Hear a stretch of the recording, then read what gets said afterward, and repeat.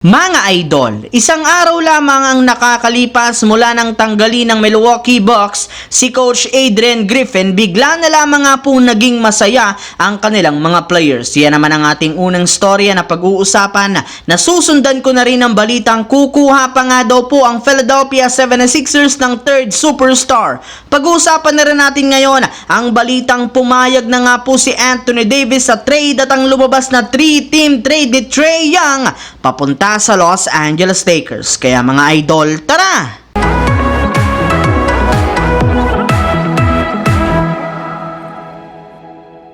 Kahit man nga po mga idol nagkaroon ng kaunting drama sa loob ng Milwaukee Bucks kahapon matapos nilang tanggalin ang kanilang head coach na si Adrian Griffin, mas nakafocus pa rin naman sila sa kanilang mga laro sa regular season. Halos hindi nga naalintana ng kanilang buong koponan, lalo na ang mga players, ang pagkakatanggal ng kanilang head coach. Sa katunayan, bago pa man magsimula ang kanilang laban kontra sa Cleveland Cavaliers, sumayaw pa nga po ang lahat ng kanilang mga malalaro ng paikot sa kanilang game na nangangahulugang maganda na ang mood ngayon ng kanilang team simula nang matanggal si Adrian Griffin. Naibalita ko na rin naman sa inyo, marami nga po sa mga players ng Milwaukee Bucks ang nawalan ng tiwala sa kanya, kaya masayang-masaya nga po sila ngayon simula nang matanggal siya. Samantala, pumunta naman tayo sa ating pangalawang storya sa balitang kukuha pa ang Philadelphia 76ers ng third superstar. 29-13. Yan nga po ang win-loss record ngayon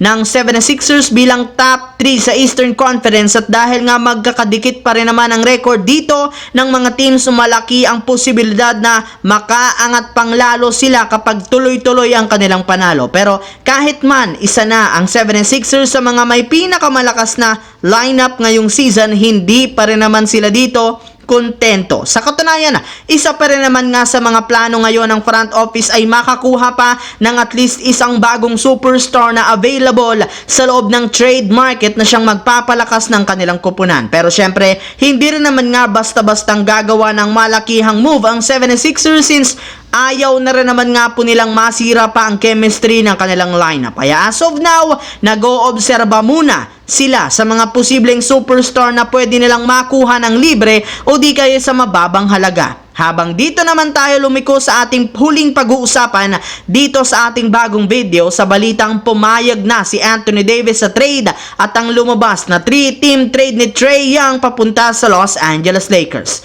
Kasabay nga po ng pagkatalong muli ng Lakers sa kanilang huling game laban sa Clippers kahapon, hindi na rin naman naiwasan pa ng kanilang superstar na si Anthony Davis na madismaya sa naging outcome. Yes mga idol, bagamat man naging agresibo sila at competitive kontra sa Clippers sa kabila ng hindi paglalaro dito ni LeBron James, na inis pa rin naman siya sa kanilang ipinakita sa huling 2 minuto ng fourth quarter, since dito nga tuluyang lumamya ang opensa at depensa na siyang rason bakit hindi sila nakasabay. Kaya naniniwala nga siya na meron talagang dapat mangyaring pagbabago. Mas gusto nga po ni Davis na kahit man wala si LeBron James o kahit man kulang ang kanilang lineup, may kakayahan pa rin silang manalo sa kanilang mga laban. Kaya mukhang nagpapahiwatig na nga ito na kailangan talaga silang gumawa ng trade. And speaking of trade mga idol, kasunod lamang nga po nang lumabas ang balitang interesado ang Lakers sa pagkuha kay Trae Young mula sa Atlanta Hawks,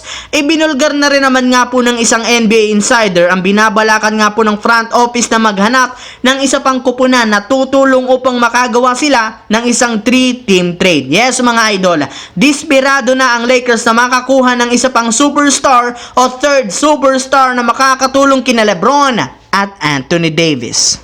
So yun lamang mga idol ang ating bagong video ngayon dito na ating pinag-usapan ngayon. Once again, this is your J-Zone TV. Huwag kalimutang mag-like at syempre mag-subscribe na rin, pindutin ang notification bell sa akin channel para lagi kayo maging updated sa mga videos na pinapalabas ko. Isang malaking shoutout sa lahat ng solid J-Zone TV na laging nanonood dyan. Thanks for watching mga idol.